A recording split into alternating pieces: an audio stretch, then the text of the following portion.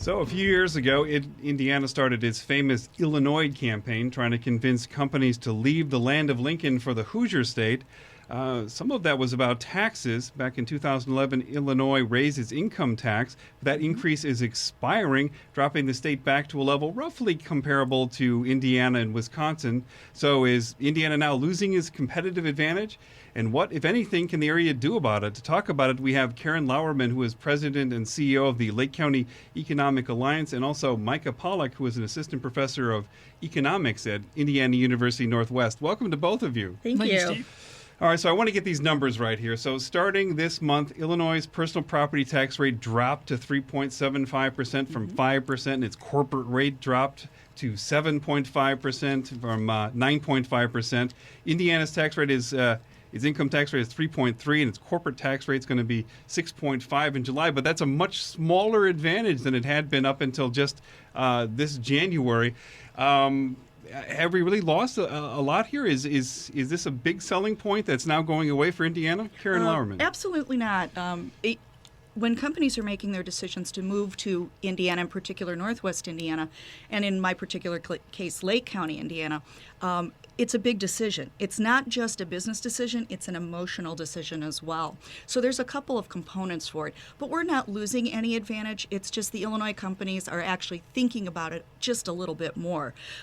We just found out today there was a study just released, according to Reuters, $115 billion in unfunded pension liability for the state of Illinois and $13 billion in unpaid state bills. So there's still a huge advantage to working with the state of Indiana and moving your business. So what you're saying is you're banking on those tax rates going back up in Illinois to pay for some of those deficits. Absolutely. Micah, is this a big problem from Indiana? Have they really been selling themselves as kind of the low-cost alternatives to Illinois? Well, for the most part, I agree with Karen completely that I think this is not as big a deal as maybe it's being made out to be. It may be time to kind of roll back or scale back the Still Annoyed campaign. This doesn't quite have the same bite anymore. But Karen's absolutely right that there are many factors that go into the decision to move to a state like this, and taxes is certainly an important one, but it's far from the only one. Okay. Another big problem would be just stability, and if we have this fiscal uncertainty going on in Illinois, it doesn't mean that companies are going to jump at Illinois because they happen to have lower taxes at the moment. So in the end, did it work? Illinois, did people really start flooding out of Illinois and moving over to Northwest Indiana? Yes, actually they did. My previous experience with the Northwest Indiana Forum had many projects come into the 7-county area from Illinois. And in particular, Lake County right now, we have about 12 active projects, and of which there's probably 6 or 7 of them that are relocation out of Illinois. And so, hopefully those jobs, that investment, everybody likes being right across the border because they like being near the city of Chicago as well. Right. So was it ever really a matter that people just didn't like Illinois and they just wanted to get the heck out of there, and Indiana was the closest stop on the map?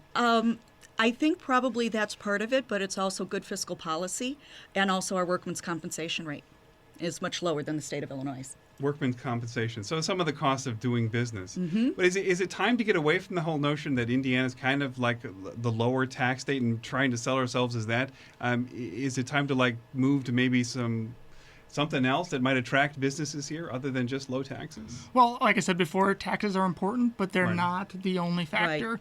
And so I think this just demonstrates that even if taxes go up elsewhere, we have a lot of great selling points here in Indiana, and we maybe need to focus and emphasize those a little bit more as well. Well, great location. We have road, rail, port infrastructure. We do have the Chicago International Airport. We have the Porter County Airport. There's also, 2 airports within about 50 miles of here that service international travelers. So there's an opportunity for some foreign direct investment as well. Did this cause a certain amount of bad blood, though, the whole notion of poaching from one, or is this just what everybody does now, whether you're Wisconsin on the other end, or even we saw people coming in from Texas and the like? I can actually speak to that from an economic development standpoint. It's just what happens. People are making business decisions based on what their next needs are going to be, where their customer base is, and right now, Lake County, in particular, is within a day's travel of 80% of the nation's population.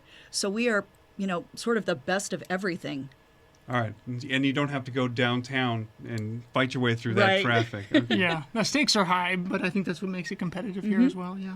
But really, in many ways, this area does sell itself on just being part of the Chicagoland area. That you can, I mean, they let us cross the border even when you live here. Yes, absolutely they do. And we have a lot of broker and developer friends out of the city of Chicago and actually the suburbs as well. And they're actually representing clients that are actively looking at moving business to Lake County and Northwest Indiana.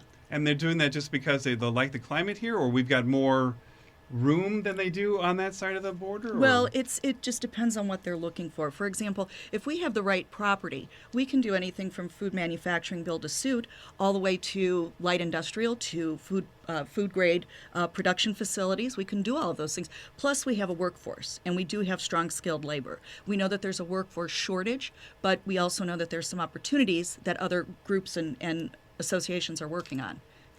But in many ways, we're still very heavily tied to Chicago, more than we would say be tied to Indianapolis or these other markets. Mm-hmm. Yeah, I mean, I don't think this changes anything. We've kind of always known that Chicago has to play an important role in our development in the future, and it'll continue to, even Right. with these changes in taxes. Well, and we are the right side of Chicago. Yeah.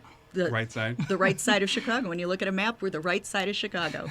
Oh, okay. All right. Well, so was anybody really ever Illinois? Do you hear from the economic development people across the border, and do they ever tell you, it's like, knock it off?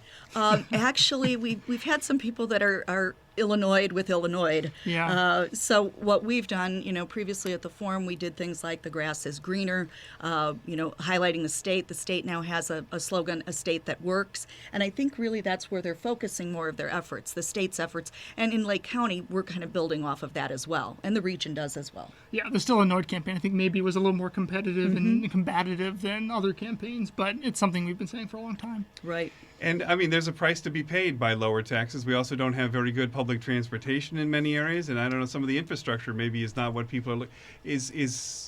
Are we really missing some serious things over there? That's really kind of, maybe we could do a little better, given we are so close to Chicago, but we just don't have some of the things that people are looking for. I think part of that is, as you mentioned, public transportation, specifically the South Shore. I know that there's a very large push to get that moving again. We know that Westlake Corridor study is rather dated, and now we're revisiting all of that again. But I do know that that's part of what the next generation of worker and the next generation type employer looks for, those public transportation, walkable communities, good housing stock.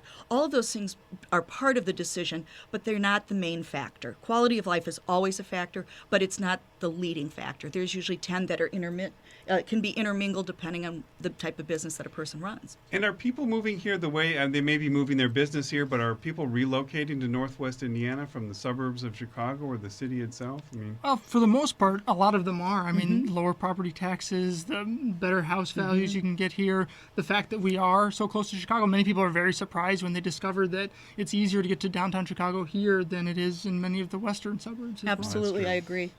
well, I guess it is easier to get there than, let's say, from Arlington Heights or some of those places there.